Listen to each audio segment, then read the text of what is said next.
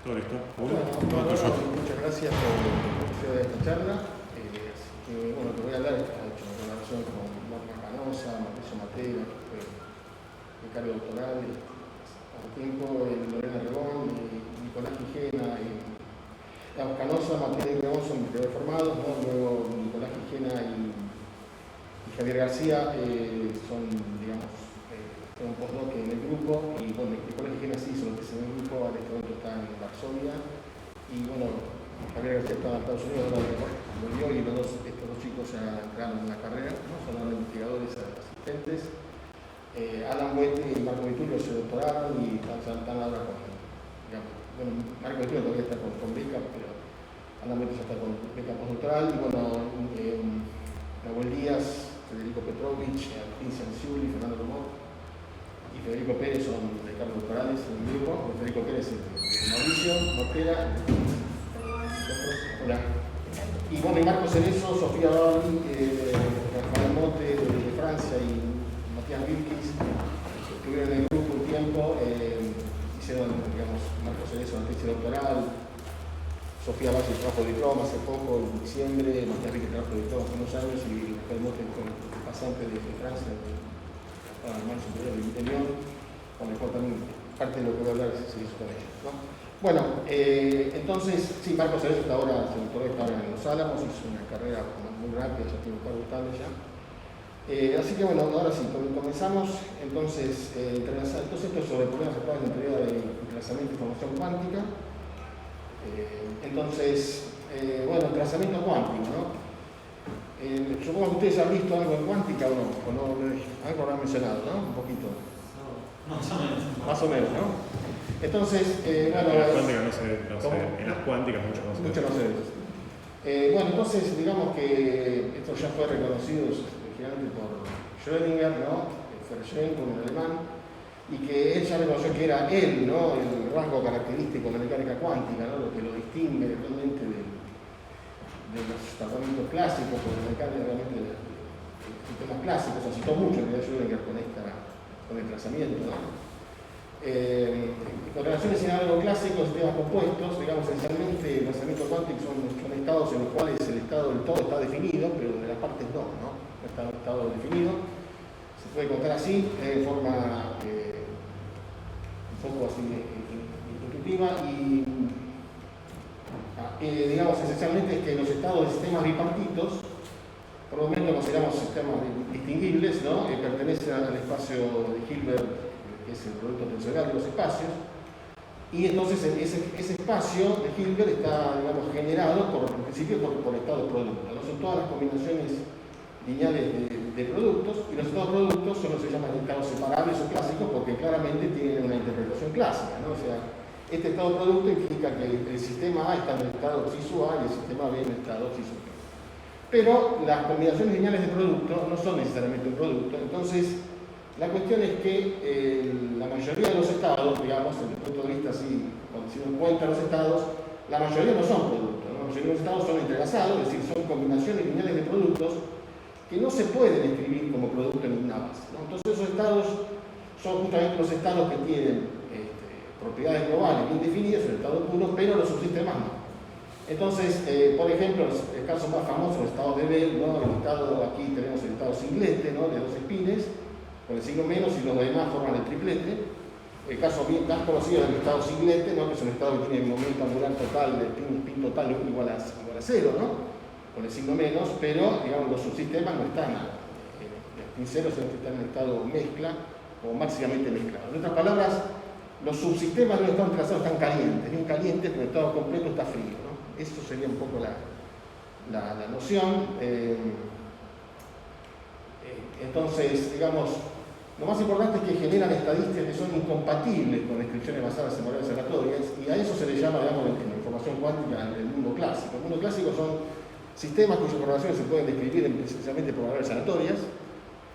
Entonces, digamos, en todo sistema clásico bipartito, es decir, donde se escribe el sistema, las probabilidades de ocurrencia por variables aleatorias, digamos, se cumple que la entropía, ¿no? de total es siempre mayor que la entropía del subsistema, ¿no? Es decir, el desorden total, la entropía es una medida de desorden, entonces el desorden total siempre es mayor que el desorden del subsistema, es una desigualdad básica, fundamental en entropías clásicas, ¿no? Incluso vale esto para cualquier forma entrópica, la probabilidad de mayorización subyacente, pero la cuestión es que, de hecho, si ustedes van a termodinámica, la entropía es aditiva, ¿no? La entropía de A B, la entropía de A más A de B, si hay correlaciones, la entropía ya no es aditiva, pero igual siempre se cumple esto, no sea haya correlaciones o no, esto se cumple, pero en el caso de estar entrelazado no se cumple. Si la entropía total, que es un estado que vimos recién, de B, por ejemplo, es cero, porque es un estado puro, pero la entropía de los subsistemas es mayor que cero, ¿no? O sea que no solo que la entropía no es aditiva, sino que es extraordinariamente no aditiva, ¿no? Porque la entropía de A, la entropía de B, ¿no? Es claramente no nula, es dos veces la entropía de A, entre estados puros, la entropía de los subsistemas son siempre iguales, pero la entropía total es cero, ¿no?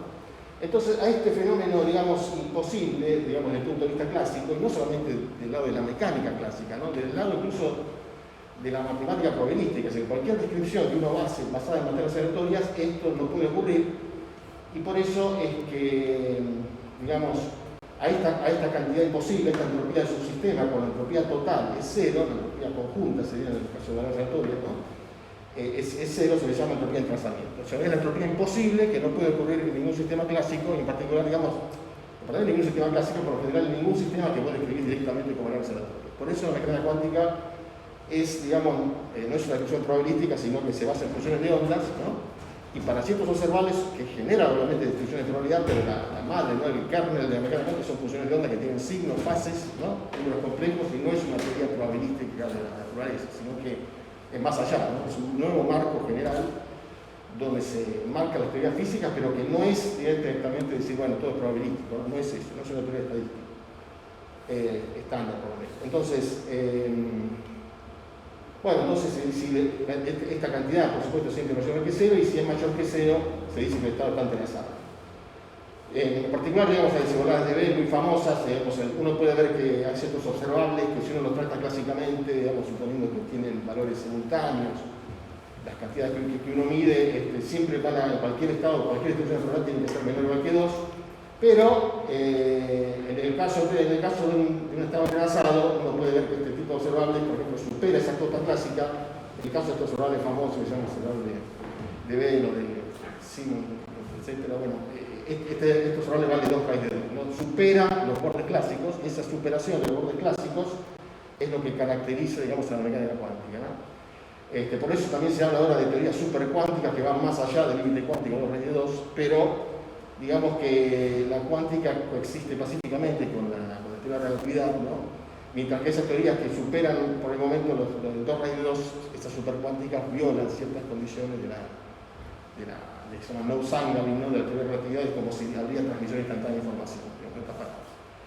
Pero digamos, esto que en su momento era como considerado como una especie de curiosidad, ¿no? Que mirá, acá da 2 raíz de 2, acá no. Siempre estaba la duda si el experimento llegase a eso o no, pero bueno, obviamente en este momento ya esto es muy estándar, se utiliza esto como test, justamente con una par de fotones, con una fuente que digamos, emite un par de fotones entrelazados en polarización, digamos, para saber si está entrelazado se hace este test, se mide este observable, el valor medio, y se ve hasta dónde llega, ¿no? Si por ejemplo, si supera 2 raíz de 2, ¿no? Así que se llega enseguida, con muy buena precisión, incluso al límite, ¿no? Es decir, que esto ya ahora es estándar, ¿no? Es una tecnología para saber si está generando una buena fuente de no fotones entrelazados. Bueno, siguiendo, entonces, actualmente el lanzamiento pasó de ser como una curiosidad a ser algo fundamental. En la información cuántica se considera un recurso esencial. Ahora vamos a ver un poco más de eso. En materia condensada permite definir de forma sistemática y rigurosa correlaciones, precisiones de fase cuántica, relaciones con eso.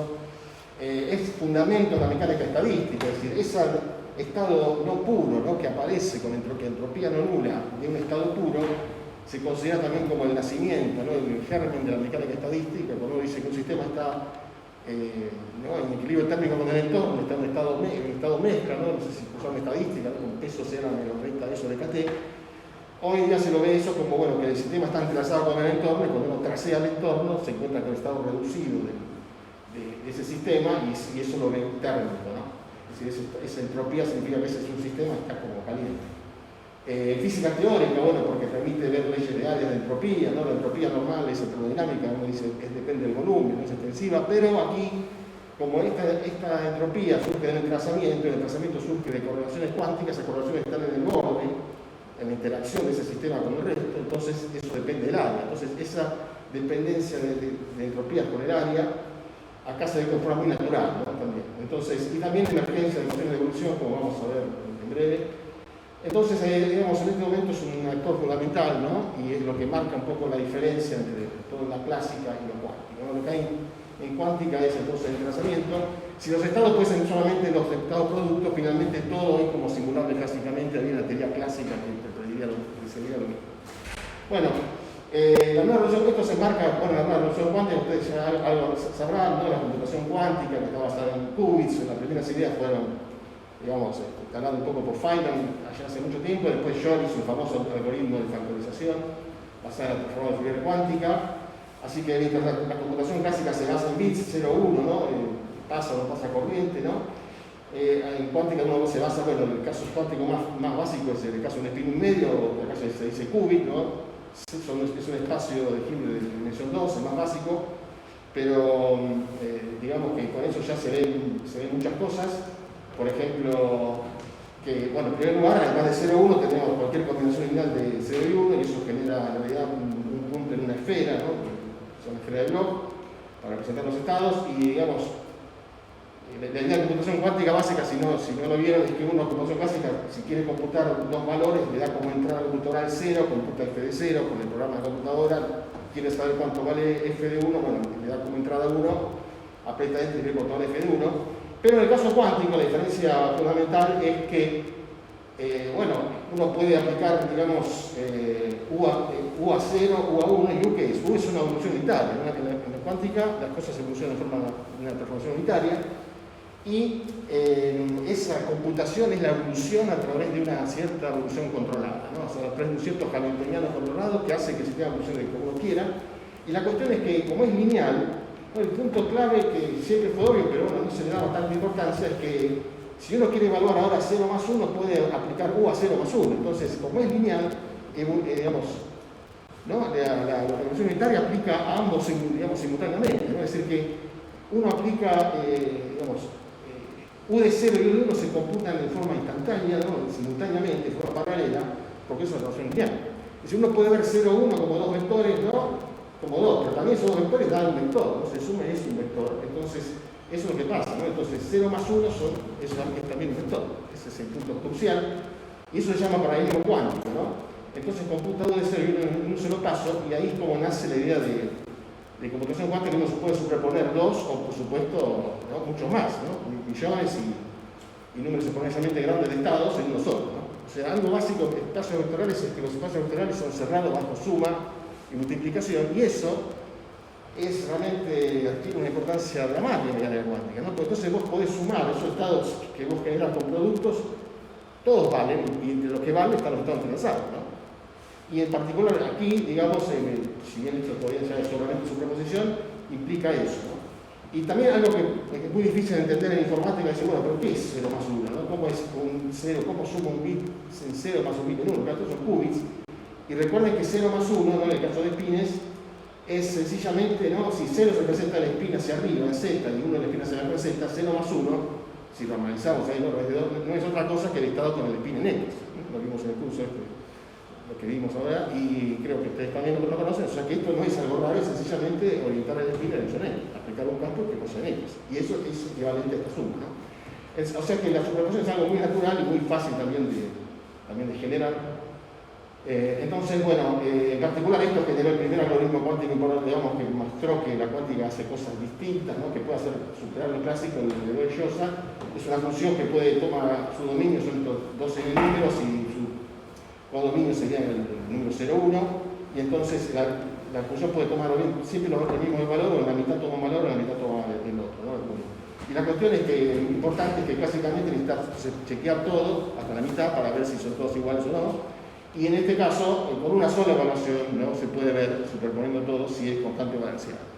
Entonces aquí, más allá que este ejemplo no es tecnológicamente importante, lo interesante de este ejemplo es que muestra que, ¿no?, que se puede hacer algo, que clásicamente no podés quebrar esta barrera, ¿no? Si tenés suerte, digamos, si vos ves que los dos primeros son estilos, ya sabés qué es eso, pero que después tenés que evaluar para la mitad para saber si son todos iguales o no. Y acá con una sola evaluación, en cualquier caso, siempre sabes eso, ¿no? Hay una reducción exponencial del número de pasos, y detrás de eso está el entrelazamiento de los gates entrelazantes que permiten estas cosas, ¿no? Entonces, y con solo recursos. Esto también es importante remarcar que logramos una sola evaluación, pero importante remarcar esto, ¿no?, que si yo hubiese necesitado en cuántica manejar 2 a la n qubits para hacer esa sola evaluación, tampoco es muy bueno, porque necesito manejar un número exponencialmente grande de sistemas, pero acá no, necesito manejar el logaritmo, ¿no?, el número que es el logaritmo de este número 2 a la n. Entonces, esencialmente, sé poco lo que tengo que manejar, ¿no? Como la dimensión de espacio de Hilbert de un producto crece exponencialmente, con pocos qubits ya manejo un espacio de Hilbert gigantesco, ¿no?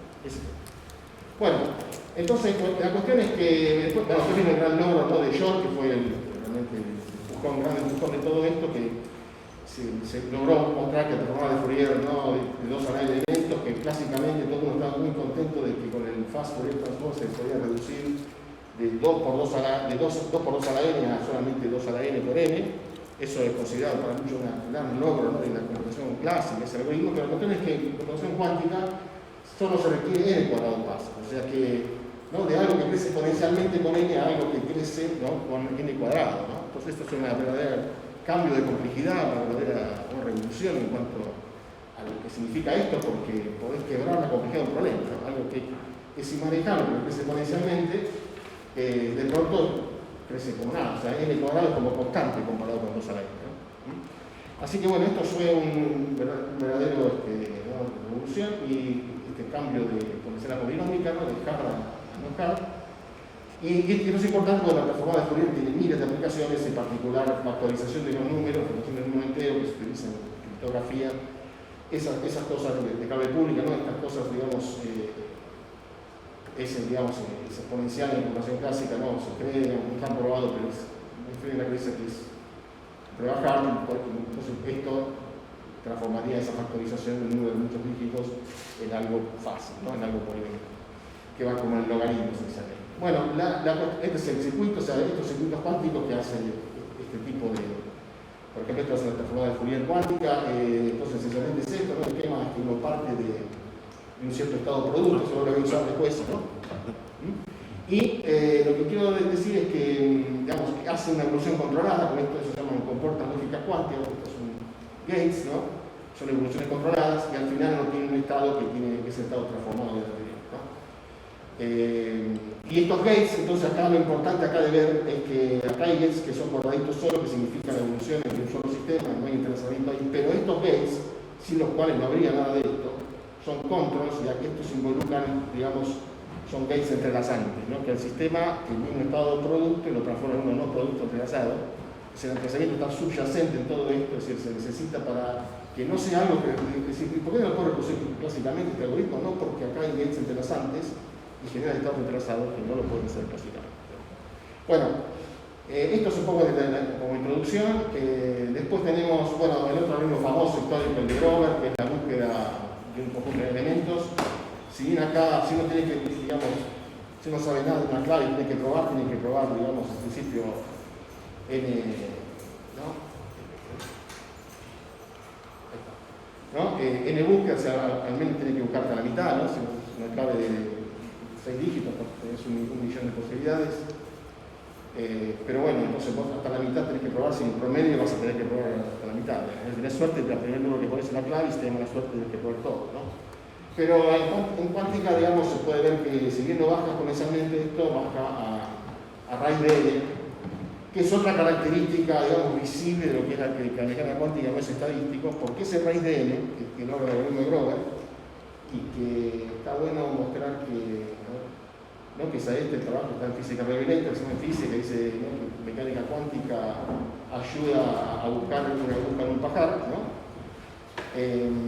Digamos que ese raíz de n es fácil de ver así, digamos, de forma intuitiva, porque la función de onda, no es, la probabilidad es el cuadrado de la función de onda. y eso va como 1 sobre n. En cambio, la función de onda es como la raíz de la probabilidad, y eso va como 1 sobre raíz de n, y detrás de ese está ese factor, ¿no? Por eso se necesitan en estos programas de búsqueda raíz de n, búsquedas en lugar de n. Esa mejora, que en principio es imposible, básicamente viene un poco de ahí. Y bueno, entonces aquí después hay otros algoritmos, bueno, de seguro, Bose-Einstein, simulaciones, etc., ¿no? Entonces, el trazamiento como cuántico como recurso, digamos, ¿por qué investigamos el trazamiento? Porque los algoritmos cuánticos con exponencial speed no se necesita, cuando está basado en estados puros, que haya gates entrelazantes, y en algún momento el sistema tiene que pasar por estados entrelazados. Después en criptografía cuántica, bueno, en la generación cuántica de claves, los estados entrelazados son muy fáciles para generar claves entrelazadas sin tener que enviarlas, ¿no? Sencillamente uno envía un estado entrelazado, pero como el estado es entrelazado no colapsó, entonces cuando uno lo mide, una fuente de está entrelazada, ¿no? Cada receptor lo mide, uno está en este país, el otro en otro lugar, ¿no?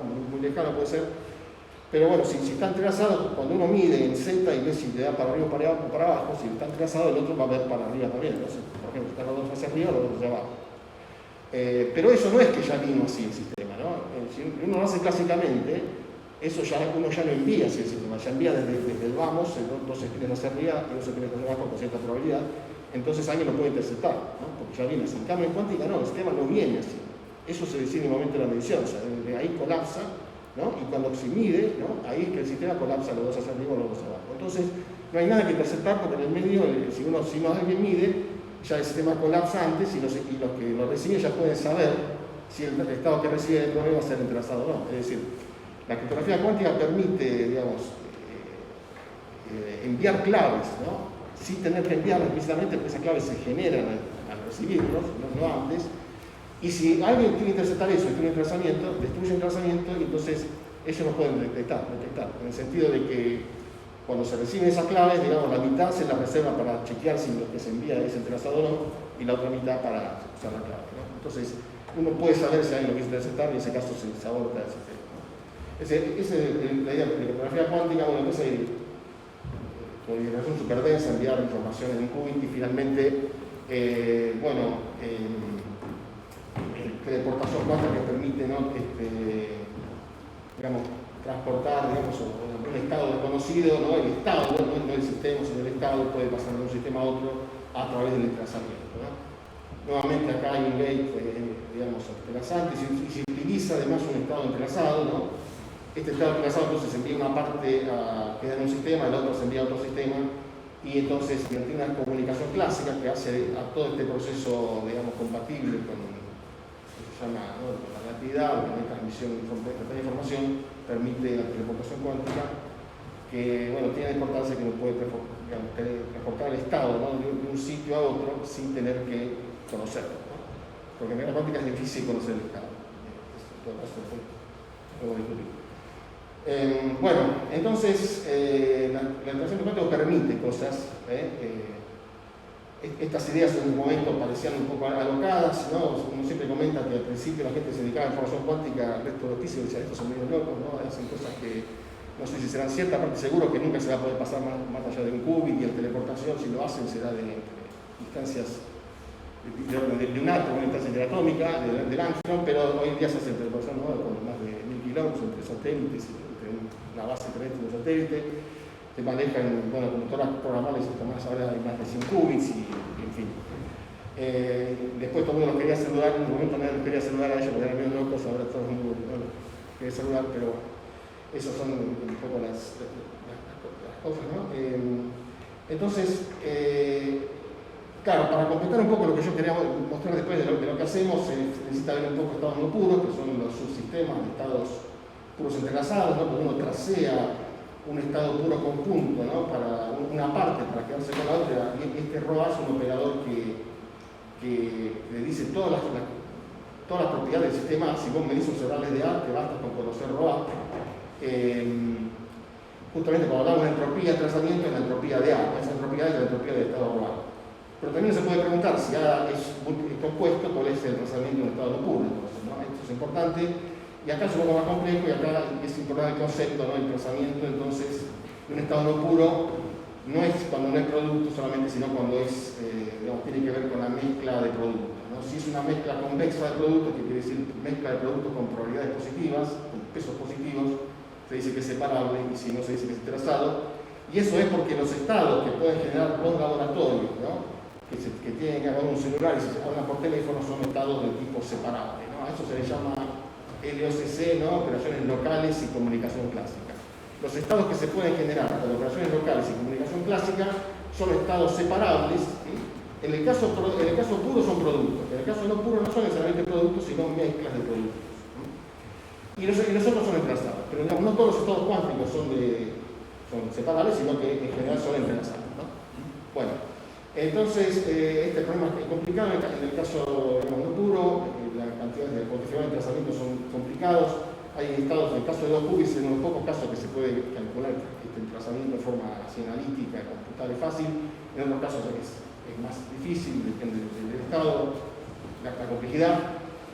Y digamos que aquí asoma un poco más la complejidad cuántica, en el sentido que el estado no puros no hay solamente en realidad, digamos, entrelazados y no entrelazados, en el sentido de que los no entrelazados a su vez son una familia con 3 clases de estados bastante distintos entre sí. Es decir, están primero los estados no correlacionados, son estados productos, los que normalmente se habla en estadística, todos son estados productos son estos, o no correlacionados.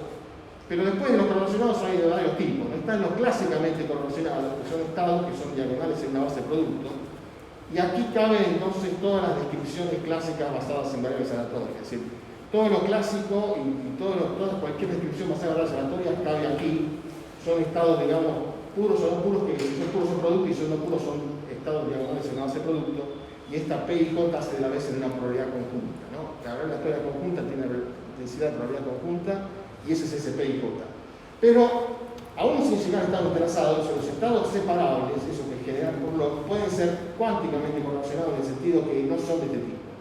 Es decir, los estados, esos separables, pueden tener autovectores entrelazados, pero aún así no ser, digamos, entrelazados en el sentido que pueden ser generados por LOCC. Y estos estados, entonces, tienen lo que se llama discordia, que es una cantidad que distingue los de tipo 3 de los de 1 y 2. La discordia, entonces, es una cantidad que positiva en los estados especiales y negativa, ¿no? Y cero solamente los clásicamente correlacionados y no correlacionados, ¿no? Y en el caso puro es igual al desplazamiento, ¿no? En el caso puro no se distingue el desplazamiento. Es una diferencia entre las revoluciones cuánticas y realidad conocida. Bueno, creo que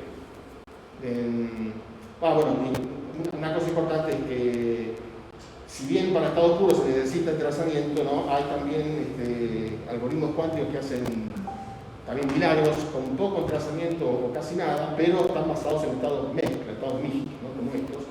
Pero esos estados, esos algoritmos de alguna manera usan discordia, ¿no?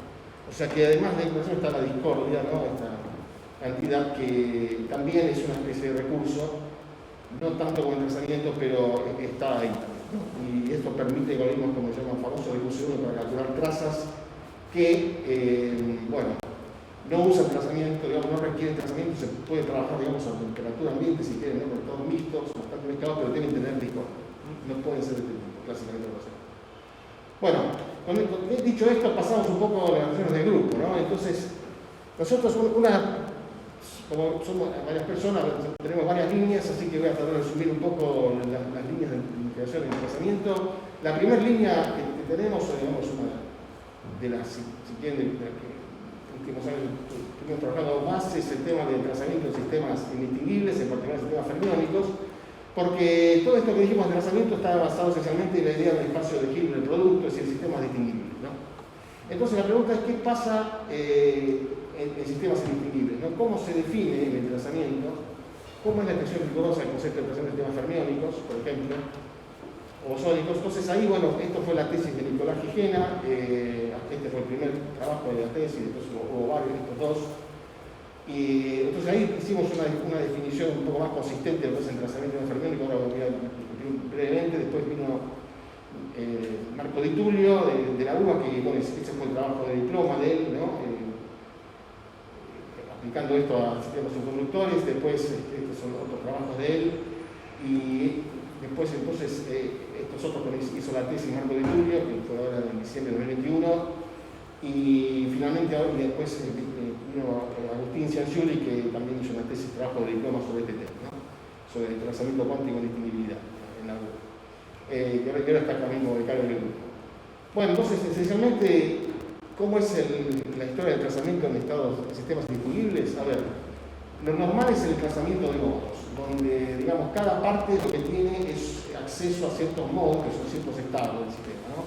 Entonces, AB sería, bueno, recuerden que en sistemas disponibles lo que importa no es dónde está cada partícula, sino cada estado si está ocupado o no, ¿no? En el caso fermiónico puede tener ocupación 0 o 1, en el caso bosónico puede tener ocupación múltiple, pero lo que importa es cuál es la ocupación de cada estado. Entonces, digamos, esencialmente estados entrelazados de modos son de este tipo, digamos, Alice tiene acceso a un cierto modo, digamos, por ejemplo, el estado fundamental del átomo, y en cambio B tiene acceso a otro modo, el estado excitado, entonces, bueno, un estado que está, este tipo sería entrelazado de modos. Ahora, este trazamiento depende muy fuertemente de la base elegida, depende de la base, depende de qué base tiene acceso A y a qué estado tiene acceso B. En cambio, el trazamiento de partículas es un estado de tratamiento más profundo que es independiente de la base elegida, y se dice que estados entrelazados sí, solo sí, no es un determinante de Leiter. Determinantes de Leiter son este tipo de estados como el primero de estos, ¿no? Claramente, que indica que hay un fermión o un grupo de fermiones en ciertos estados, ¿no? Con probabilidad de 1 y los otros más pasivos. Ahora, este trazamiento no depende de la base, porque acá este estado mismo, que está acá, también es un determinante de Leiter, porque es el estado de un fermión, y es crear un fermión en un estado que es A más B, ¿no?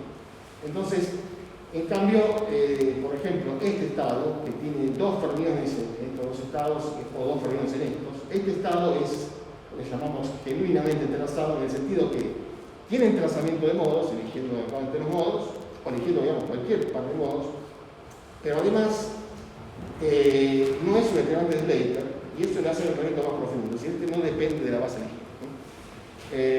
Entonces, de alguna manera es como definimos una cantidad que fue en ese momento nueva, es el entrelazamiento de un cuerpo que depende de la matriz inicial de un cuerpo, y el entrelazamiento definimos entonces como la entropía de esa matriz inicial de un cuerpo, ¿no? Esto no requiere de elegir de modo. La cuestión es que esta cantidad es positiva, se encuentra entre el Leiter, es decir, ese estado reducido al cual le aplicamos la entropía para ver si es entrelazado en el caso definible, pasa a ser ahora la matriz inicial de un cuerpo. Y bueno, esto representa también, se puede demostrar que es el mínimo entrelazamiento de modos sobre toda base, tiene propiedades también de distancia mínima, mínima distancia. Así que esto fue entonces la tesis de Nicolás y el comienzo de la tesis de Marco del estudio. Bueno, también se entendió por ese partícula, no voy a hablar de esto, digamos, más bien técnico, ¿no? Ha estado no puros, hemos extendido esto también a no puros, ¿no? Y importante aquí que, además del caso de 2 qubits, hay un caso fermiónico donde podemos calcular la concurrencia del caso no puro en forma analítica, ¿no? O sea que se sumó a las fórmulas de Gutters para calcular el desplazamiento de 2 qubits, estas fórmulas analíticas para calcular el desplazamiento, ¿no? En el estado de 2 fermiones, por ejemplo, en 4 niveles. Este es un caso análogo un poco al caso de 2 qubits, pero no es similar. Bueno, también tenemos el concepto de discordia en el caso fermiónico, esos son digamos, trabajos que hemos hecho, aplicaciones de información cuántica fermiónica, esquemas. Pero si quiero, para ir un poco rápido con esto, lo que quería mostrar acá brevemente la tesis de licenciatura de Marco Turing, bueno, esta fue en 2018, pero fue entonces, porque un poco me decían, ¿no?, en el mail que tenía que explicar un poco cómo es un trabajo de diploma, ¿no?, en este grupo. Entonces, digamos, aclaro que nosotros no es algo numérico que uno hace cuentas nada más, para todo lo contrario, ¿no? O sea, primero acá, digamos, la idea es que uno entienda primero el concepto de trazamiento, entienda el manejo con sistemas fermiónicos, toda la parte, ¿no?, de trabajar según la cuantificación de estados no correlacionados y no correlacionados, y después aplicarlo en un caso, en el caso del trabajo de diploma, por ejemplo, aplicarlo en un caso acotado, ¿no?, a un problema acotado que se pueda ser fácil, también depende de cuál es el interés del becario, ¿no? Pero en este caso, digamos, con Marco lo que decidimos fue ver qué relación había entre, por ejemplo, fenómenos muy conocidos, fenómenos como la superconductividad y este desplazamiento que definimos, ¿no? Eso no estaba claro, así que bueno, el trabajo de diploma fue eso, ¿no?, ver un poco qué relación había entre ese desplazamiento fermiónico que hemos definido y superconductividad, y después fue muy claro, es decir, este gráfico es muy claro porque muestra que acá mostramos por un lado el gap es un parámetro de la superconductividad, que si hay gap hay superconductividad y si no hay gap no hay, es decir, delta sobre G, y la curva azul es el desplazamiento fermiónico que hemos definido. Es decir, se ve que claramente, ¿no?, ese fenómeno raro de la subconductividad, digamos, colectivo, no clásico, que claramente está relacionado con el desplazamiento fermiónico que hemos definido, ¿no? Es prácticamente la misma curva, bueno, se sale acá, y esto que hay acá, son fluctuaciones de tamaño finito que justamente este gap de veces no lo detecta, pero sí el sistema tiene una especie de subconductividad residual en esta zona, ¿no? Así que ese tratamiento es función de constante acoplamiento, pero en definitiva lo que queremos mostrar acá es que hay una correlación, ¿no?, perfecta entre trazamiento fermiónico y superconductividad. Y, bueno, también con el tratamiento bipartito, este trazamiento es una cota, el trazamiento bipartito, y ahí se ve que si tenemos esto, tenemos el tratamiento bipartito también. Y después este otro gráfico vale la pena de su tesis de licenciatura, que muestra que, digamos, en la transición de fase, ¿no?, lo anterior correlaciona con la superconductividad, pero digamos, si hay algo que correlaciona con la transición de fase, ¿no?, donde pasa de normal a superconductor, y eso es el trazamiento de estado reducido, de 4 modos, cerca del nivel de Fermi. Es decir, que con esto asociamos el trazamiento total del sistema con la superconductividad, pero el trazamiento de estados reducidos, el nivel de Fermi, con la transición de fase, ¿no? Muestran un pico en la transición de fase. A medida que nos alejamos del nivel de Fermi no, pero en la transición de fase un pico. Eso para vincular entonces, digamos, el trazamiento, ¿no?, con el tema del medio bond, y no hay correlaciones medio bond y transiciones de fase cuánticas. Bueno, después, bueno, también discordia, se crean varias cosas. Paso, porque si no me va a pasar el tiempo. El trazamiento como recurso. El resto, después de la tesis de doctorado de Marcos, fue, digamos, sobre el tema de recurso cuántico. Se encontró que este tratamiento era un recurso cuántico. Así que brevemente, todavía tengo 15 minutos, ¿no? Más o menos. Sí, 15, 20 minutos, porque arrancamos minutos cada. Bueno. Tranquilo. Entonces, una teoría de recursos es definitiva, bueno, como dice ahí, las operaciones libres que pueden realizarse en el sistema físico, ¿no? Y los estados que pueden generar así son los llamados estados libres, ¿no? Y los recursos son funciones de estado, ¿no?, que, claro, son 0 estados libres y que sobre todo no crecen cuando, ¿no?, actúas con operaciones libres. O sea, digamos que ese recurso se va consumiendo con operaciones. Y la teoría de trazamiento que vimos recién es una teoría de recursos, ¿no?, generalizada de este tipo, un caso muy particular, donde las operaciones locales, las operaciones libres son las operaciones locales, ¿no?, aquellas que se pueden realizar sin poner en contacto con otra parte del sistema, y estas operaciones, digamos, no generan trazamiento, ¿no? Es decir, para generar trazamiento necesitamos una interacción cuántica en algún momento, ¿no?, entre las dos partes. No lo podés generar vos, con un laboratorio que está acá, otro que está allá, llamándose así un estado correlacionado, ¿no?, porque se comunican clásicamente, generás estados correlacionados, pero clásicamente correlacionados o separables, pero nunca generás estados enlazados, ¿no? Para el plan transversal necesitas en un momento una interacción cuántica, como decimos acá, ese control node que había en esos gráficos. Y bueno, la comunicación clásica, no son operaciones sobre el sistema, esa condicionada, ese resultado de una medida sobre el sistema significa que uno llama por teléfono, y bueno, yo digo, si yo medí acá para arriba, te llamo a vos por teléfono y decía, vos lo enviás entonces el spin para arriba, por ejemplo, ¿no? Ese tipo de operación clásica. Los estados libres son estados separables, no entrelazados, ¿no? Y los entrelazados pueden ser más cosas, como digo recién, algoritmos cuánticos, transferidos sistemas, teleportaciones. Entonces, es el recurso que permite hacer estas operaciones, y cuando hacemos teleportación, consumimos ese recurso. Es decir, se puede transportar el estado en este punto, ¿no?, a otro remoto, pero eso consumió el trazamiento que había, ¿no?, entre estas dos partes, y finalmente queda un estado que es producto y no entrelazado. En ese sentido, entonces, es un recurso. Así que un poco quisimos ver cómo es el trazamiento fermiónico este que analizamos como recurso. Entonces, los estados libres acá son los determinantes de Slater, no entrelazados.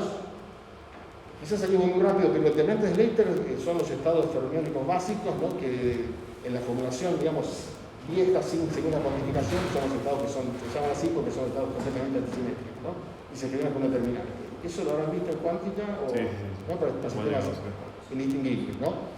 Pero después, según la cuantificación, corresponde a un estado producto. Uno crea un fermión en este estado por un fermión que crea en otro estado por otro estado, ¿no? O sea, es un producto de Sedaga y, ¿no? Esos son estados libres o estados de partículas independientes, se le dicen también, ¿no? Esos serían los estados, digamos, no puede ser menos que eso, porque esos son los básicos en el caso fermiónico. Entonces, esos son estados libres, que serían los análogos de estados productos. Y las operaciones libres serían transformaciones unitarias de un cuerpo y las medidas de ocupación de un modo, ¿no? Entonces, y ahí, digamos, el trabajo este consistió un poco en demostrar esta desigualdad que tiene que ver con teoría de la mayorización y que implica que cuando uno mide una ocupación de un modo, siempre el desplazamiento de un cuerpo nunca aumenta, sino queda igual o disminuye, ¿no? Entonces, esto es una operación libre. Y lo que se dio también es que el tratamiento de un cuerpo permite la presencia del tratamiento de computación cuántica universal. Es decir, si uno tiene un sistema pesado, digamos, tiene un sistema fermiónico donde solo tiene estados libres delante del Leiter y transformaciones de un cuerpo, ¿no? Que son exponentes, digamos, operaciones hamiltonianas que son como de un cuerpo que son solamente se da así. No sé si van a ver eso, pero digamos, exactamente no hay interacción. Un sistema de fermiones que no tiene interacción de dos cuerpos. Entonces, si bien había controversia, porque ya como hay un delante del Leiter, es el estado antisimétrico que tiene que haber un desplazamiento, la realidad es que con fermiones en estados libres, en delante del Leiter, en transformación del cuerpo, no se puede hacer computación cuántica en el sentido de que esa computación que puedes hacer es simulable clásicamente. Entonces, para hacer con fermiones algo que sea, digamos, no simulable clásicamente, se necesita entrelazamiento que no sea, que en ningún momento no haya delante del Leiter. O sea, más, ¿no? Que ese que no haya quiere decir que son combinaciones lineales delante del Leiter, ¿no? Y esas combinaciones lineales no son dependientes del Leiter. Bueno, entonces esa es la relación universal y ese es entonces este resultado así conceptual, ¿no? Que es también que puede considerarse como no rigurosamente como un recurso, y aquí permite un desplazamiento bipartito a través de modos que miden con un número fijo de partitos en cada detalle, se puede comentar.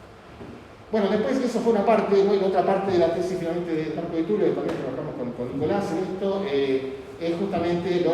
El desplazamiento general, esto de un cuerpo a m-m cuerpo, ¿no?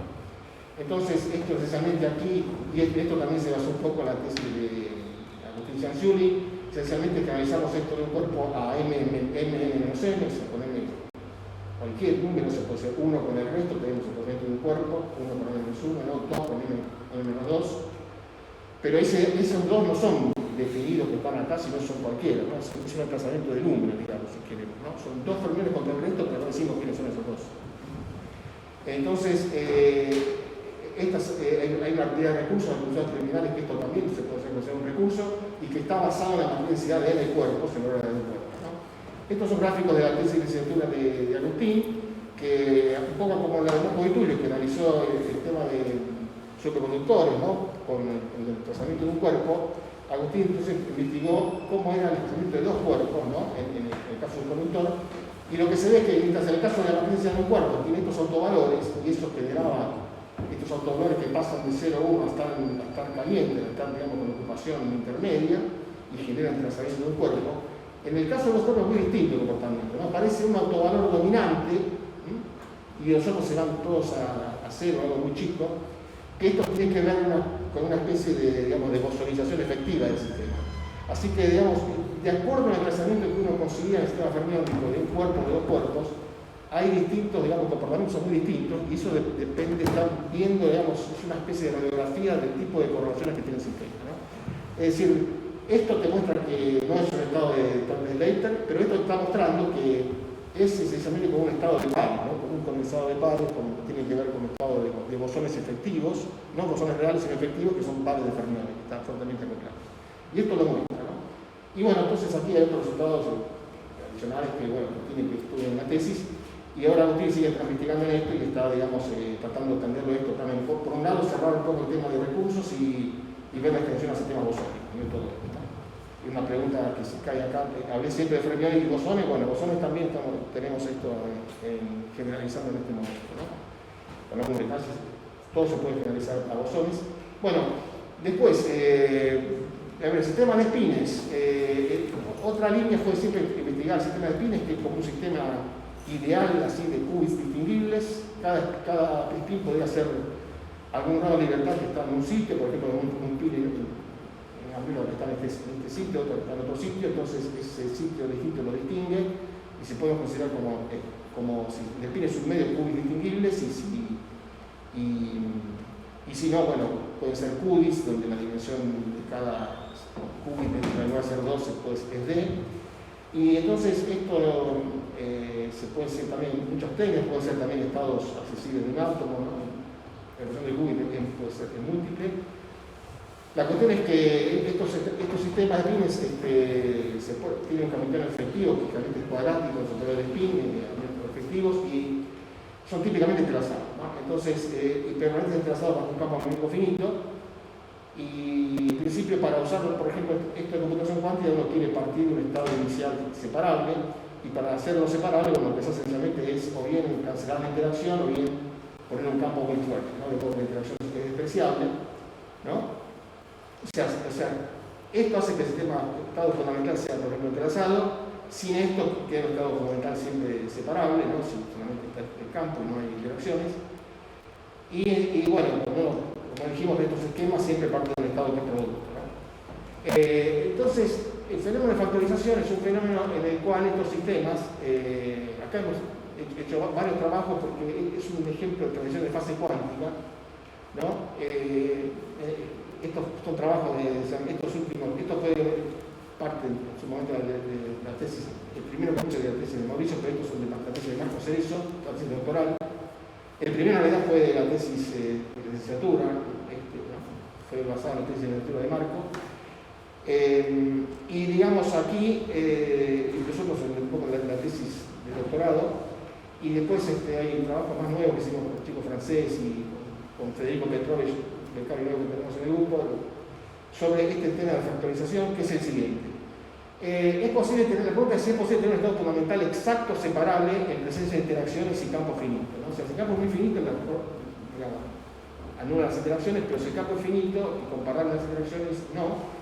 Pero se produce este efecto, este punto crítico cuántico, digamos, que son, digamos, valores del campo magnético mágicos, si quieren, para los cuales existen estados fundamentales altamente separables, a pesar de que el sistema está interactuante, pero al mismo tiempo el trazamiento de pares no tiene alcance máximo en su densidad, ¿no?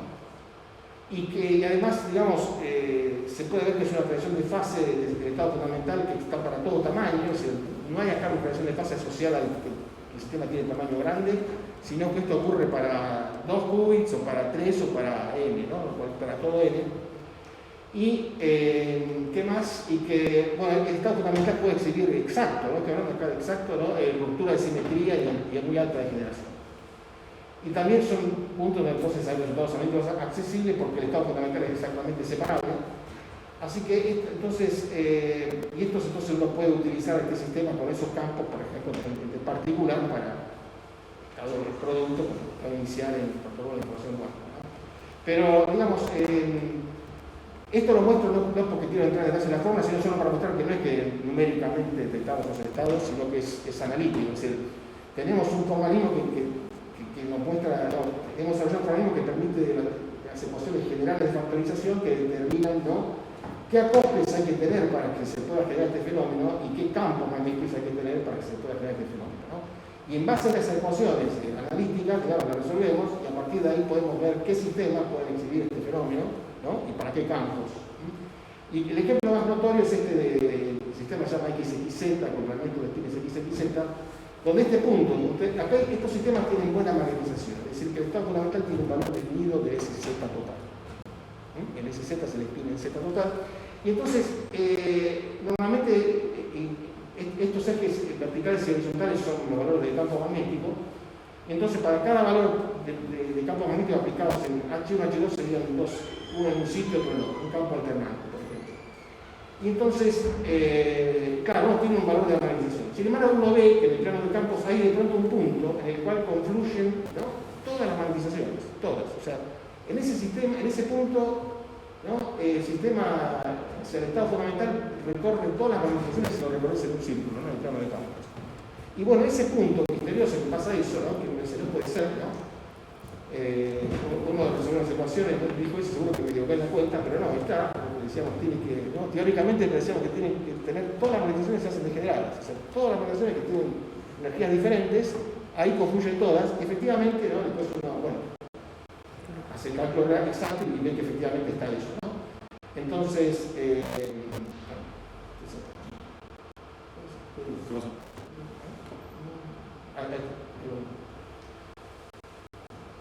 sí, lo que no veo es el, ¿no?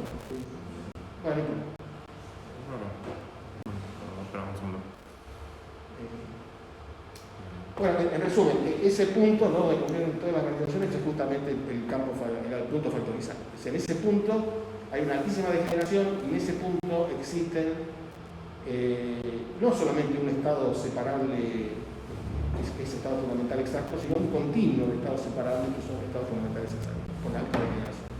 Y esto se descubre entonces, no es que se interpreta o después a posteriori, sino que desde, ¿no?, las ecuaciones de factorización podemos predecir este comportamiento y después verificarlo en resultados, ¿no? Prueba ahí. A ver. Corre a la derecha, porque está en el otro monitor. Ahí está. Sí. Bueno, hasta el otro monitor. Sí, bueno, sabía como tildado, no se lo resistí, pero... Claro. Ahí, bueno, entonces, bueno, es un ejemplo, ¿no? Tengo que hacer libre, ahí está, así que bueno, además uno manejando el campo puede generar un estado en cualquier dirección porque hay un continuo estado con locales separables y después en el tema del entrelazamiento uno puede ver efectivamente que en estos puntos, esto es un gráfico de entrelazamiento, ¿no?, que estos son de primeros vecinos, segundos vecinos, terceros vecinos, que en ese caso, digamos, el entrelazamiento no se apaga con la distancia, sino que sigue, no hay entrelazamiento entre vecinos lejanos también en la vecindad de ese punto. Esto también pasa por otras configuraciones de campo. Esto es solo para mostrar que no es un caso particular, sino que es bastante general este comportamiento de estos sistemas. Estos son comportamientos en sistemas X y Z parecidos, digamos, pero no tienen ya buena implementación. Son interacciones anisotrópicas donde ese Z no es un número cuántico, pero hay un número cuántico que se llama paridad de spin, y justamente el campo factorizante acá tiene que ver con la transición de paridad de spin. Y por ejemplo, cuando uno hace un gráfico de entrelazamiento de pares de los sistemas, uno ve que hay valles, ¿no?, que hay lugares que tienen entrelazamiento, este sería de primero vecino, y hay lugares que hay valles de entrelazamiento de primero vecino donde es muy bajo, y esos valles son justamente los campos factorizados, ¿no? Entonces, en esos puntos, al ser factorial el entrelazamiento es débil, pero lo que vemos es que cuando vamos al entrelazamiento de segundo vecino o terceros vecinos, esos valles se transforman, digamos, como en cadenas montañosas de baja altura, ¿no?, porque el entrelazamiento tiene largo alcance. Eso tiene que ver con la propiedad, digamos, de monogamia del entrelazamiento, ¿no? Es decir, yo le dejamos que era bígamo, pero el entrelazamiento es monógamo, que quiere decir eso que si están muy entrelazados, dos aquí están muy entrelazados, agotan su entrelazamiento ahí y no puede estar entrelazado con un tercero, porque hay una cota máxima de entrelazamiento que puede tener con todo lo que lo rodea.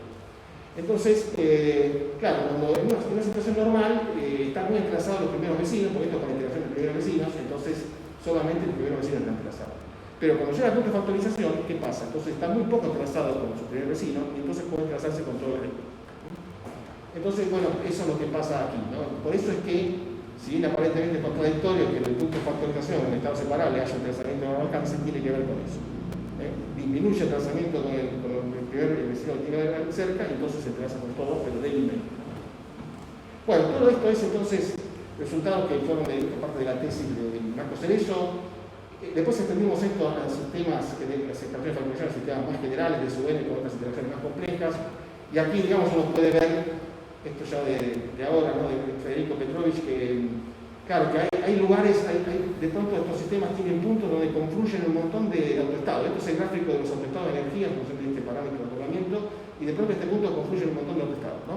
Bueno, ese punto es justamente un punto factorizante, entonces donde esa gran degeneración permite que haya estados fundamentales separables, y donde a su vez el entrelazamiento, acá se muestra el entrelazamiento de primeros vecinos, segundos vecinos, terceros vecinos, todos llegan al mismo valor. Es decir, que ese valor común que llegan es una característica del comportamiento crítico, ¿no? O sea, independiente de la distancia.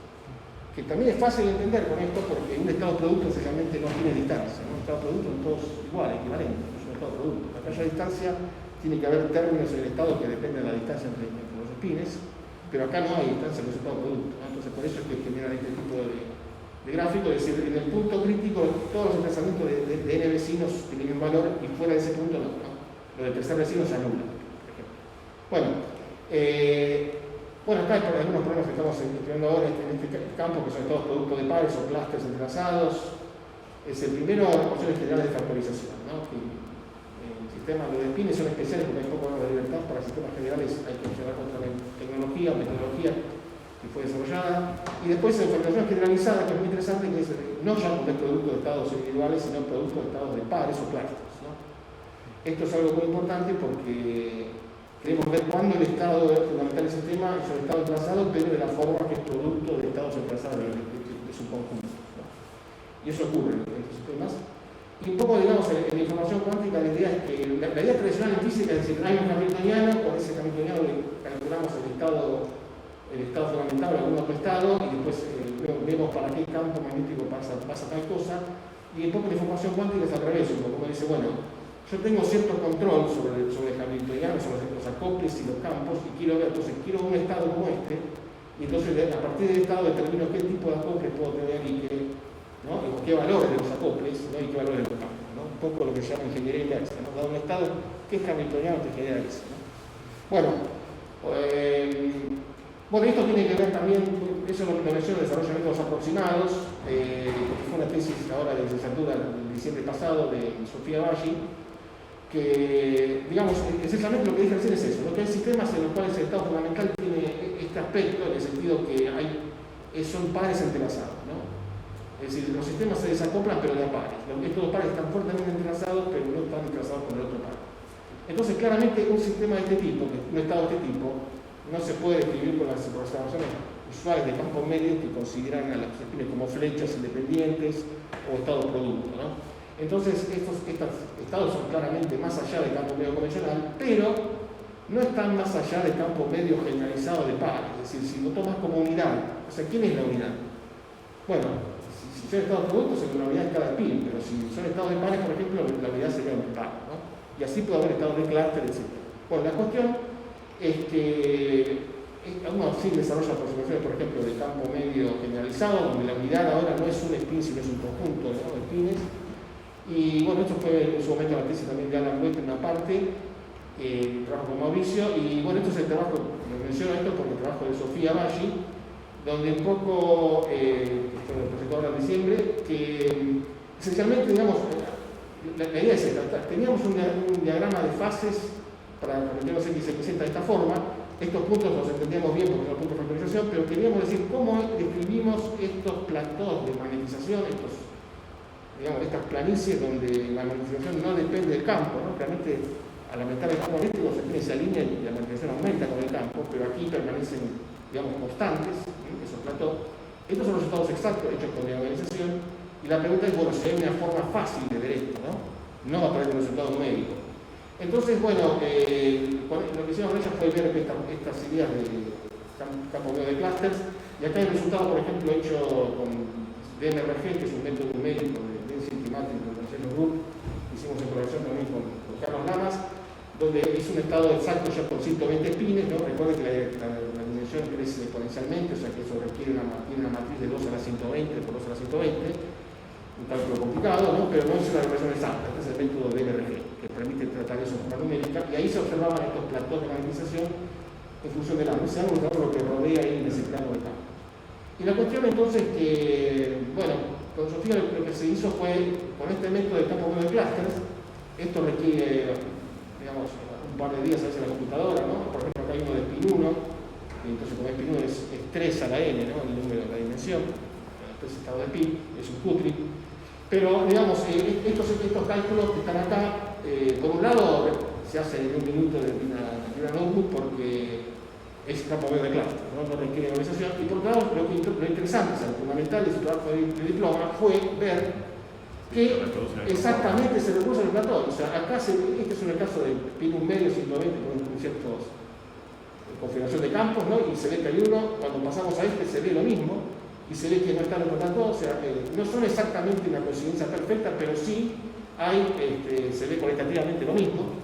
Y acá también, hay dos platós, ¿no?, intermedios, y acá también dos platós, un poco más chicos, pero están, y acá también, ¿no? Acá hay 3 y acá también hay 3 chiquitos, que lo predice el sistema. O sea que con esto, por un lado, podemos predecir esos platós con muy poco necesidad numérica, pero lo importante no es tanto eso, sino que acá tenemos un picture físico, ¿no?, un panorama físico muy claro de lo que pasa y cómo se vincula esto con el trazamiento. Es decir, claramente los casos donde está el plató es que el sistema se clusteriza, ¿no? Y entonces esencialmente el sistema es un, digamos, condensado de clusters para esos valores de campo, ¿no? Y entonces ahí la variación no aumenta porque el sistema está en ese estado local, ¿no? Y no se mueve con modificación. En cambio, en las zonas intermedias entre platós es la zona que se llama de ruptura de simetría. Ahí, digamos, estos clústeres, digamos, rompen la simetría, están todos como acoplados. Y entonces se ve que esto es un fenómeno, estos platós, un fenómeno de clusterización, ¿no? Y las zonas entre platós de acoples entre clústeres, ¿no? Enlazamiento entre clústeres. Así que esto con un ramo, la crisis también un poco de trazamiento, etc. Así que un poco esto fue la figura central de la legislatura y también el trabajo analítico, ¿no? No lo muestro acá, pero el trabajo analítico sobre quiénes son los bordes de estos, ¿no? De dónde están los bordes de las mesetas, etc. Bueno, y ahora sí, vamos al tema quizás, si tengo todavía 10 minutos. Sí. 10 minutos, lo que sea. Entonces, acá sí vamos a un tema un poco más zafado, que es el trazamiento itiánico, ¿no? Quantum time. No sé, hay algo siempre que llama la atención en mecánica cuántica, ¿no? Que bueno, la posición es un operador, el proceso es un operador, pero de pronto el tiempo, no. El tiempo es un parámetro clásico, ¿no? El tiempo está ahí, no hay ningún operador asociado al tiempo. Y eso llama siempre la atención.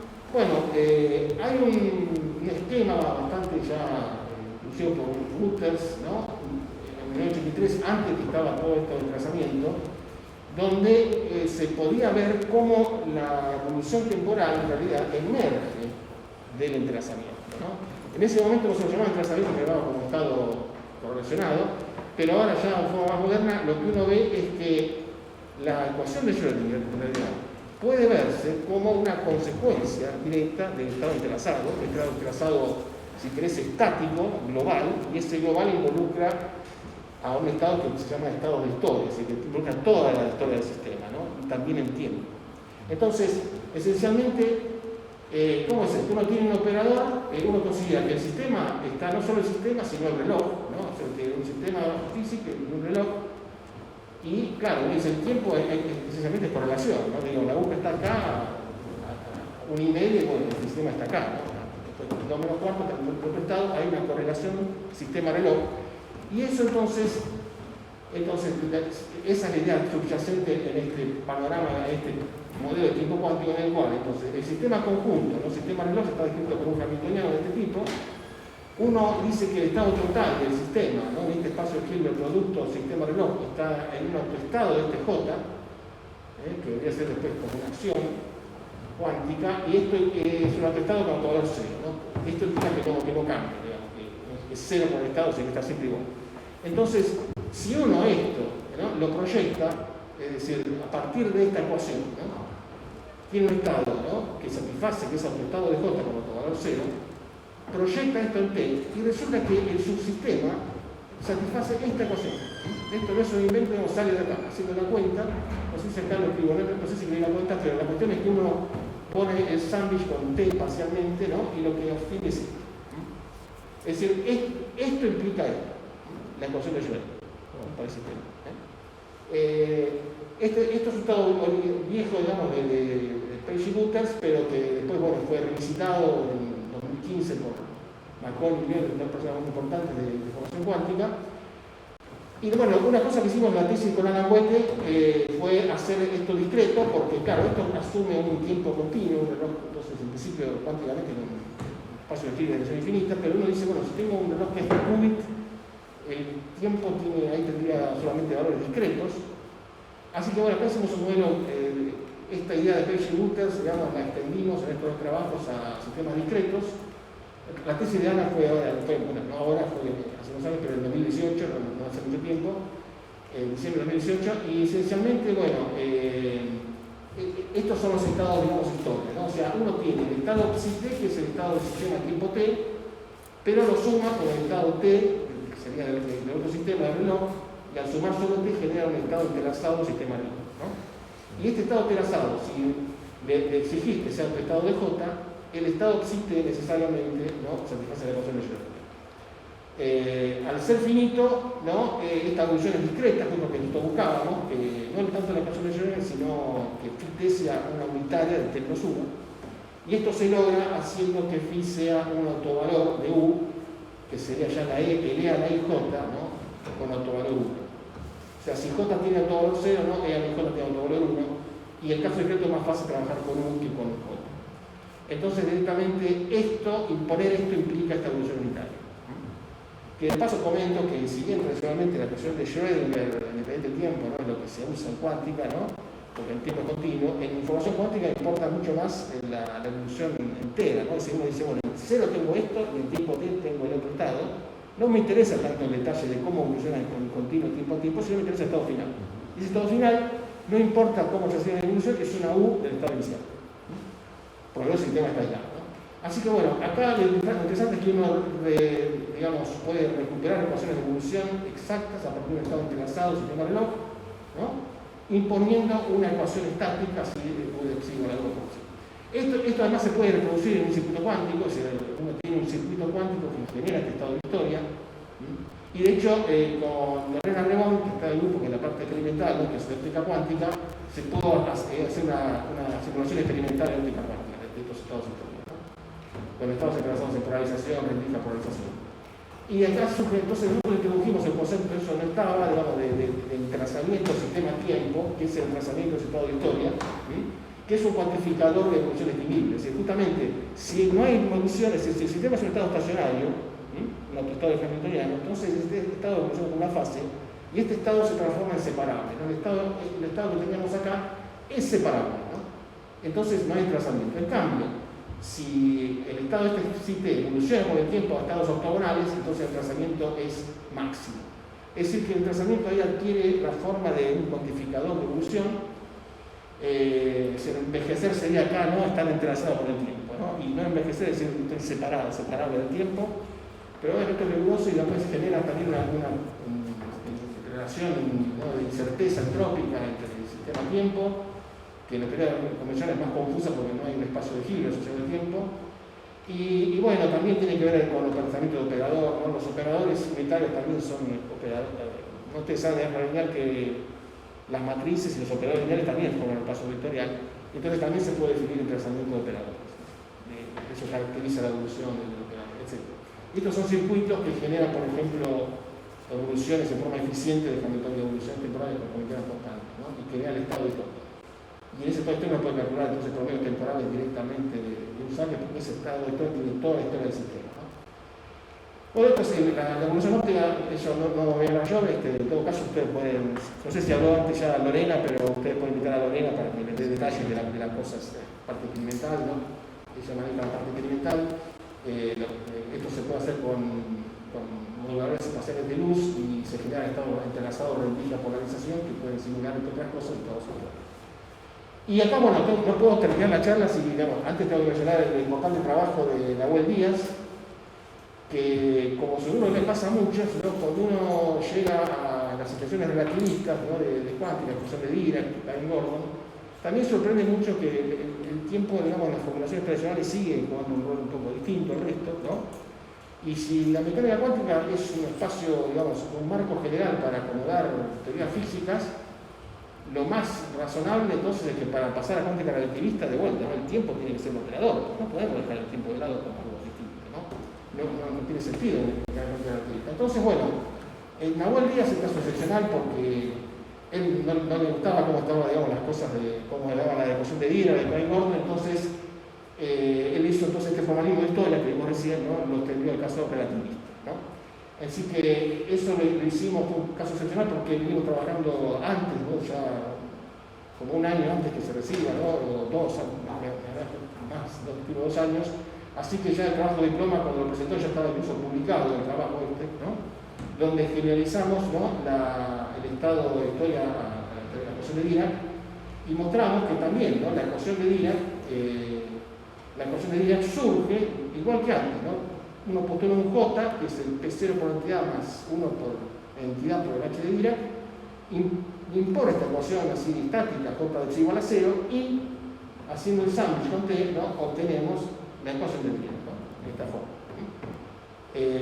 Pero lo importante es el punto de partida. Ese estado de historia ahora es un estado que se escribe así como una integral de 4, ¿no?, y este P, este de 4P, este P es el cuadrilector de impulso, ¿no?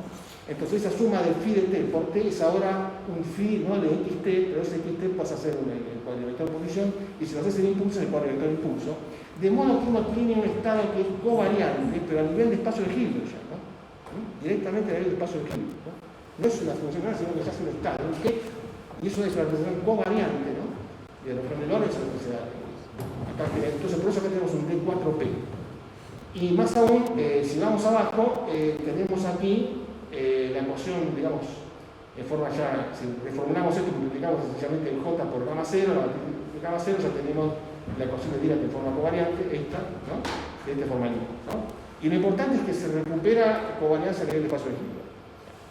Bien, y después, bueno, este fue el trabajo de diploma de Nahuel. Y bueno, después, claro, la tesis él siguió con esto y primero lo canalizó al caso de Klein-Gordon, ¿no? Es decir, se hizo lo mismo con Klein-Gordon, de vuelta, ¿no? Uno puede ver que este estado de historia, ¿no? De 4P, es esta formulación así, de 4P es un invariante, ¿no? Esto no cambia cuando ponen de Lorentz. Y considerando entonces J, esto, ¿no? Uno puede ver que la ecuación esta, ¿no? Esta ecuación J de psi igual a, o sea, o J menos n cuadrado psi igual a 0, o J de psi igual a n cuadrado phi, que se ve como una ecuación de autovalores, genera la ecuación de Klein-Gordon, ¿no? Al proyectar. De vuelta partimos de la ecuación de esto. Y una cosa interesante es que, digamos, que la norma de este estado, ¿no? Extendido, ¿no? El espacio extendido, tiene una delta de masa. Y el otro término que queda, aplicando la delta de masa, es la normalización usual en Dirac con Klein-Gordon, ¿no?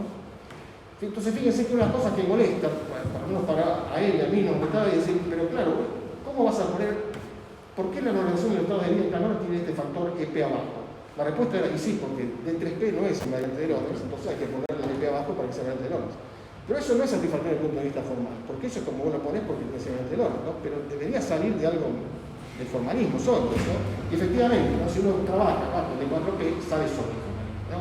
Esta norma automáticamente tiene la delta de masa por esto. Esto no es que lo pusimos para que sea invariante, sino que ya es invariante porque de una métrica plana, ¿no?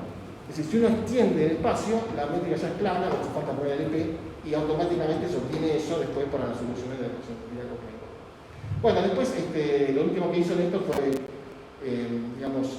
pasar esto un poco a hacer una cuantificación, generar una acción cuántica en espacio-tiempo, pero con adoptadores de creación y aniquilación que funcionan en 4, ¿no? O sea, delta 4, no es delta 4 de T', relaciones de conmutación, delta 3, las usuales son, porque son a tiempo fijo, esto no, esto funciona en 4, directamente.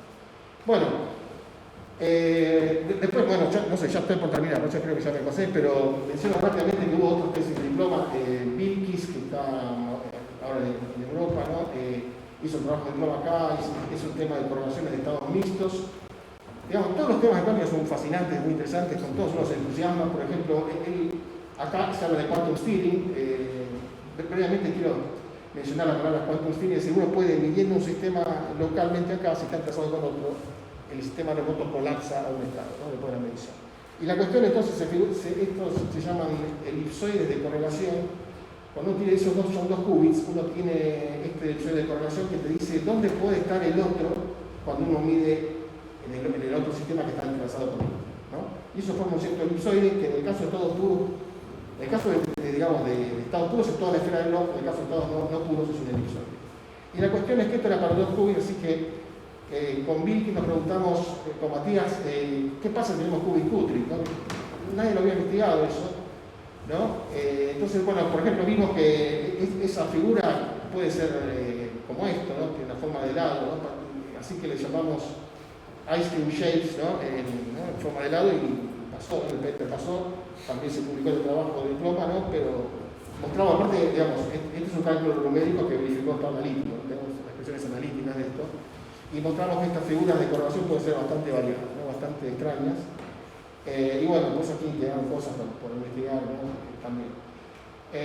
Bueno, después hay otras cosas también, muchas cosas nuevas en cuántica, los PT simétricos, no sé si ustedes lo conocen, hamiltonianos hermíticos, porque la historia, digamos, brevemente les comento esto solamente, que el hamiltoniano hermítico, ¿no? Implica porque el espectro real, pero la vuelta no vale, ¿no? O sea, si vos querés el espectro real, no necesariamente tiene que ser el hamiltoniano hermítico, ¿no? Evidentemente las matrices no hermíticas también pueden tener espectro real. Entonces hay una nueva mecánica cuántica que es PT simétrica. La cuestión es que si vos querés el espectro real, H tiene que ser PT simétrico. Esto significa invariancia de paridad y tiempo. Entonces, bueno, este hamiltoniano, por ejemplo, no hermítico tiene espectro real. Y ahí surgió toda, digamos, una mecánica cuántica no hermítica, pero todavía, digamos, sobre la cual hay muchas cosas abiertas sobre todo si es, bueno, por el momento sería solamente una teoría efectiva para describir ciertos fenómenos de evolución abierta, no fundamental, pero no sé, bueno, esa cosa por investigar con Javier García, que es químico, pero es químico cuántico.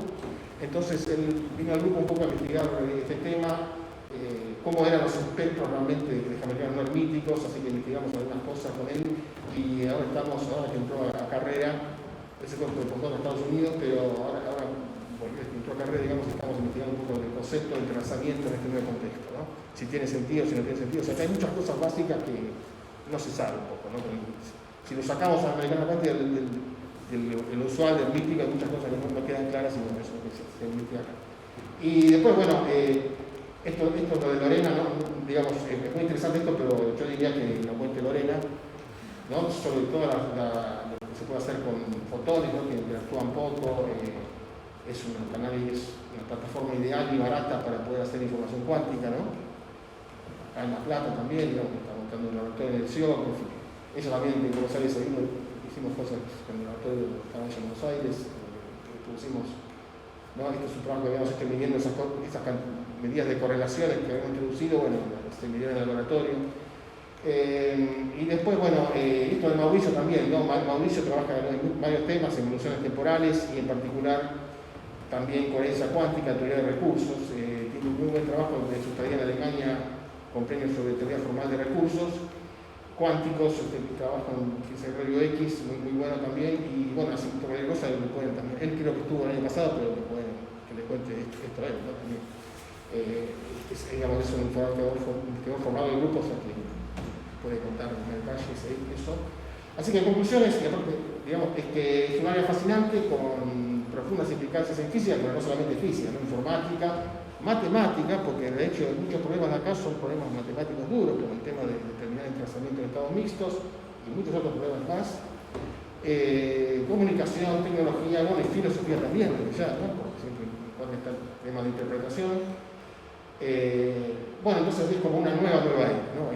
¿no? En su momento era como si iba a ser una nueva, pero ya es una nueva era, hay mucha gente investigando estas cosas, el trazamiento salió, digamos, del placar, en lugar de estar en algunos nichos, está en todos lados, ahora todos los papers que ven en estado sólido, ¿no? En estadística, todo habla en trazamiento, de ser algo del Physical Review A al principio, que era no solamente de física fundamental y óptica, pasó después al Physical Review B, pasó al Physical Review C, nuclear también ahora, al Physical Review B estadística, Physical Review D, está en todos lados el trazamiento, ¿no?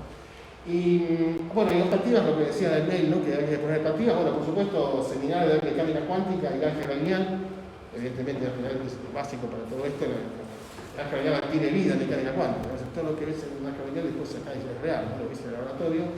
Mecánica estadística, bueno, después está claro, mecánica estadística 2 siempre es importante, el automatismo 2 evidentemente es muy importante para la información general, ¿no? Y evidentemente de ahí siempre estas cosas son importante, digamos, el seminario de física del sólido y el elemento de la teoría cuántica del campo, de acuerdo para el lado a que apunte, puede ser también importante tener esa materia, ¿no? Bueno, esto es más o menos todo, ¿no? Muchas gracias. Gracias. ¿Alguien quiere hacer alguna pregunta? Sí, igual después te van a mandar por medio. Sí. Espero no verlos aburridos, pero...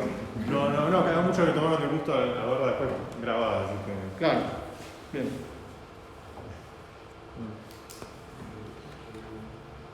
A mí me voló mucho en la cabeza lo del trabajo de Marcos, sobre el explorador, lo que hacía parecer la dependencia del tiempo. El trabajo de Marcos, me voló mucho la cabeza. El tiempo. Sí, el de tiempo. Ese de ese fue, el primero fue de Apple, ¿no? Y después el otro de Nahuel. Ah, de Nahuel. Sí. No sé, me hace un poco de ruido, igual, voy a leer el paper, pero el hecho de que cuando te vas a QFT que no aparezca como medio innato, o sea, como... En QFT, bueno, no sé, siguiendo incluso la lectura que hace el Peskin, cuando empezás a desarrollar un poco y vas directamente con la evolución directamente, o sea, lo hace un poco por separado de la parte espacial temporal, pero después te dice, o sea, te plantea todo directamente, bueno, genérico tenemos la evolución directamente con el P4 en el forma de operador, pero me parece muy loco que no, que es verdad que nunca, o sea, siempre termina igual estando como en un footing distinto al tiempo. Sí. Por más de que lo haga todo junto, siempre termina quedando por separado. Sí, y hay computaciones en Delta 3. Muchos computadores son en Delta 3. Y además, fíjate que el tema es que otro trabajo de Nahuel que está enviado es que de la paz íntegra, ¿no? Generalmente se usa la formación de paz íntegra para emplear funcionales, porque paz íntegra es clásico, ¿no? El exponente de la paz íntegra es clásico. Entonces, ¿por qué usan eso? Porque la paz íntegra clásica y sí usan todo covariante, porque es clásico, ¿no? Entonces necesitan la paz íntegra, como no tiene formalismo cuántico covariante, pasan a la paz íntegra donde el exponente es clásico, incluso ahí sí integran con el 4 todo covariante, pero lo ven como clásico. Por eso. En este último trabajo, Nahuel digamos, hizo una formulación cuántica de la paz integral, donde esa paz integral, que ahí se ve como la exponencial de la acción clásica, se ve como algo cuántico. ¿Está publicado acá? No, ese no está publicado, pero sí está en el arte. Y, o sea, lo interesante es que la paz integral emerge como una traza, ¿no? Realmente es una traza en el color cuántico, y esa es la paz integral. Pero en el espacio-tiempo, ¿no? El espacio-temporal. Sí. Y entonces las distintas trayectorias son cuando los sanguchás el operador con estados tipo coherentes, que son tipo clásicos. Sí.